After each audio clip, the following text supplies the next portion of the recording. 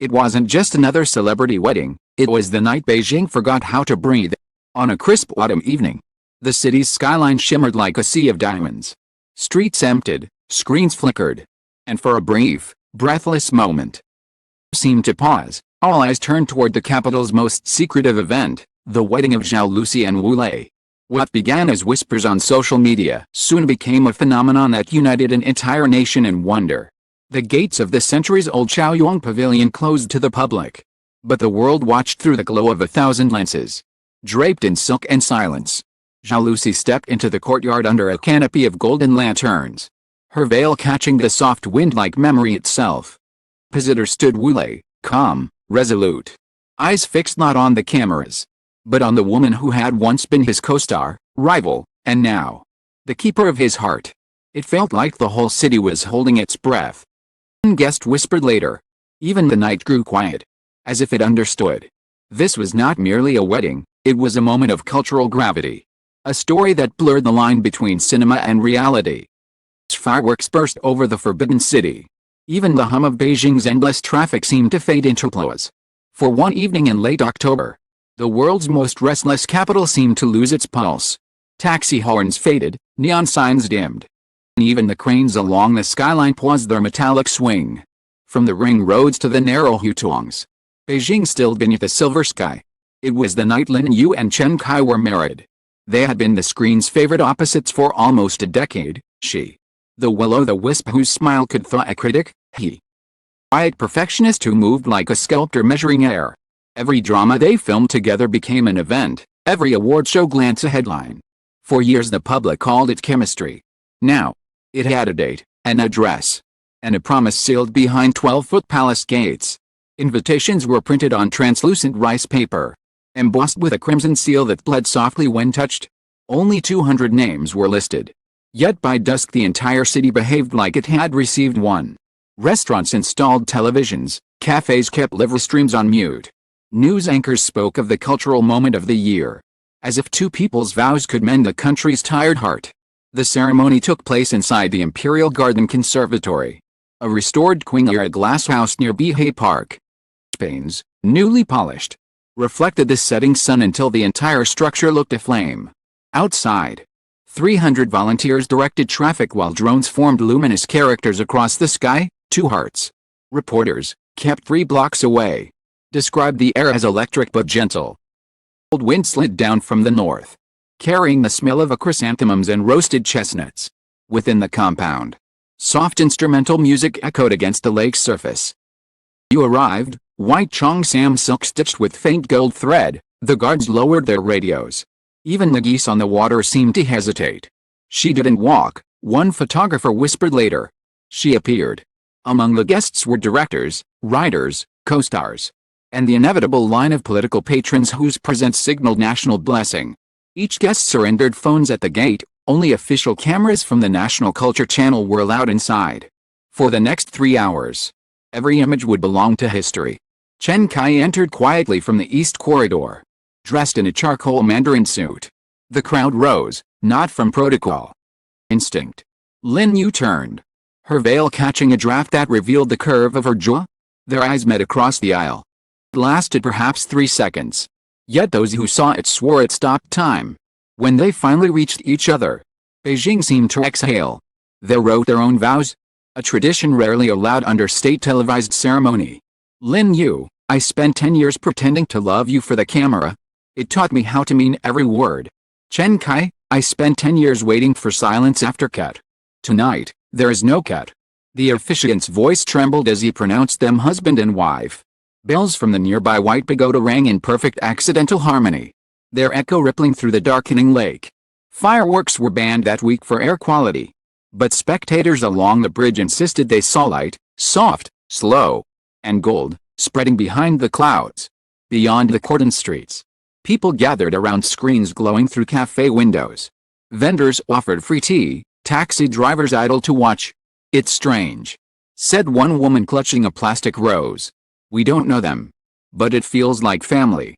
In subway tunnels, commuters replayed the moment of the kiss, over and over, as if repetition could make it eternal. A meteor streaked across the northern sky at 9:14 p.m.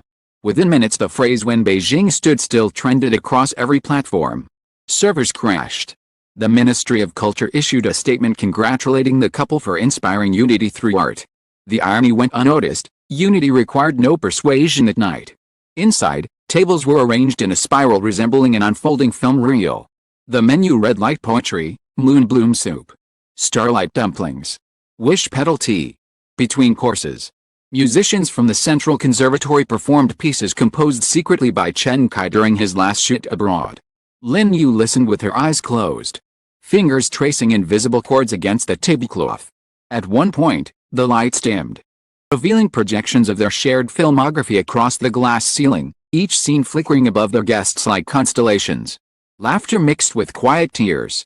When the montage ended, the couple stood together beneath the final image, a sunrise from their first drama. Now looping infinitely. Chen Kai took the microphone, his usual stoicism softened by candlelight. "Every story ends with credits," he said.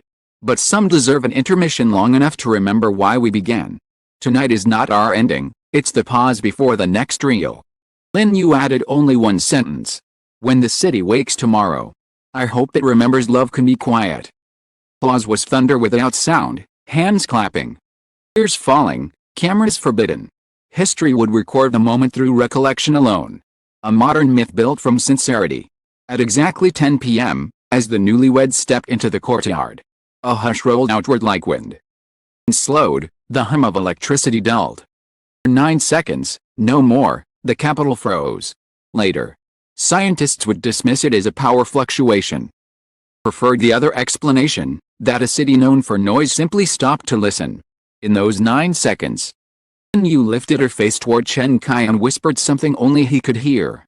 Witnesses later debated the words. Some swore she said thank you, others, finally. He smiled, drew her close. The world resumed. When the last guests departed and the official cameras powered down, Lin Yu and Chen Kai lingered in the glass house alone. Candles had burned to their final inch. From outside came the distant echo of late-night vendors reclaiming the streets. "Do you think they'll remember?" she asked. "Not us," he replied. Just how it felt. He was right. By dawn, the live streams had already been archived, replaced by new distractions. Yet something lingered, a softness in the air, a collective exhale that made the city gentler for one more day. At sunrise, Beijing awoke to headlines reading "A wedding for the ages." Photos of Lin Yu's gown adorned every feed. Think pieces compared the event to royal unions abroad. The National Museum requested the bridal bouquet for display. Within a week, fashion houses launched still Beijing collections. Travel agencies offered wedding route tours around Beihai Park. But among those who had stood outside that night, conversation was simpler. "For once," said a taxi driver, everyone wanted the same thing, to see something beautiful and believe it could last. The next morning, Beijing looked the same, traffic lights blinking, subway doors chiming, but something subtle had changed. Vendors spoke in hushed voices, afraid to break the fragile spell that lingered in the air. Papers stacked at kiosks carried a single image on the front page, Lin Yu's veil drifting behind her light fog. Beneath it, the caption read, "City remembers how to feel." MBY mid-morning, workers dismantled the wedding decorations. The last of the lanterns still glowed faintly in the sunlight, paper edges curling from candle heat. Lin Yu and Chen Kai had already checked out of the nearby villa. They left no statement. A note on the dining table written in matching handwriting. "Keep the flowers alive as long as you can." Caretakers pressed the note into a frame and hung it in the staff room. Across Beijing, the wedding became legend before noon. Cafe owners replayed slow-motion clips captured from pirated feeds. A calligrapher on Nanluaguxiang painted their initials on rice paper for tourists, declaring, "It's the first time modern love felt ancient." Newspapers argued whether the event symbolized cultural revival or escapist fantasy. No one denied it had moved them. Both management companies issued a brief joint statement thanking fans and requesting privacy. Journalists soon discovered a confidentiality agreement forbidding guests from releasing any video or audio for 50 years. The decision transformed the wedding into myth. Absence of footage. Imagination filled the gaps.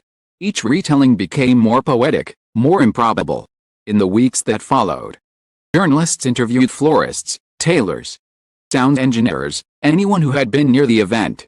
A lighting technician recalled seeing Chen Kai rehearse his vow alone, whispering lines into the empty glass house until dawn.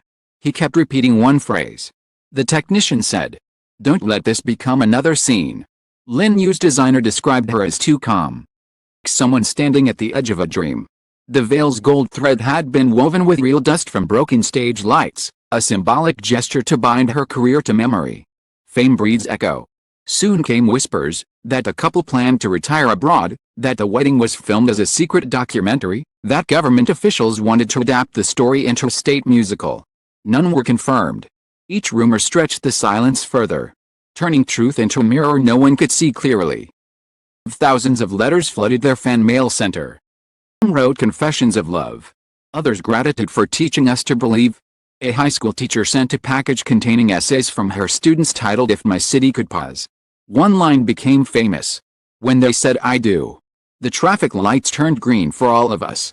2 months later, paparazzi traced a couple to a small town near Hangzhou's West Lake. Locals reported seeing them cycling by the water at dusk, dressed plainly. Faces hidden under caps. "Looked like anyone," a shopkeeper said. But the air felt cinematic. Photo leaked. The public chose not to share it. For once, curiosity bowed to respect. With no official appearances, their absence became an art form.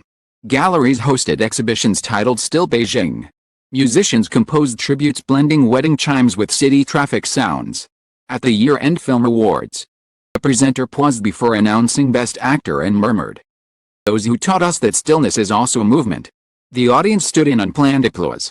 A year later, I walked the same path to the conservatory where they wed. The gatekeeper recognized my press badge and smiled. "The first," he said. "They come every month, writers, lovers, even engineers. One wants to see where time stopped." Inside, the glass house smelled of dried roses and dust. The floor where they had stood was marked by faint prints preserved under varnish. Later that evening, I met one of Chen Kai's old colleagues at a tea house. He poured jasmine tea and said quietly, "Wanted a wedding without cameras because their entire lives had been cameras. That night was their rebellion against memory." He paused. "But rebellion leaves ruins. They'll spend the rest of their lives protecting what no one can see." 3 years passed. Then, out announcement. A new short film appeared online, 5 minutes of slow motion showing snow falling inside the glass house.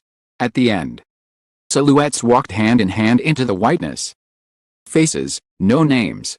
Only a title, "When Beijing Stood Still." The upload credit read simply "Lie plus CK."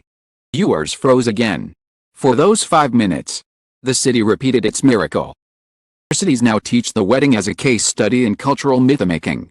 Sociologists call it the stillness effect, proof that collective emotion can synchronize an entire metropolis. Dismiss it as coincidence. Either way, phrase "when Beijing stood still" has entered language itself, used for any moment when beauty overtakes logic.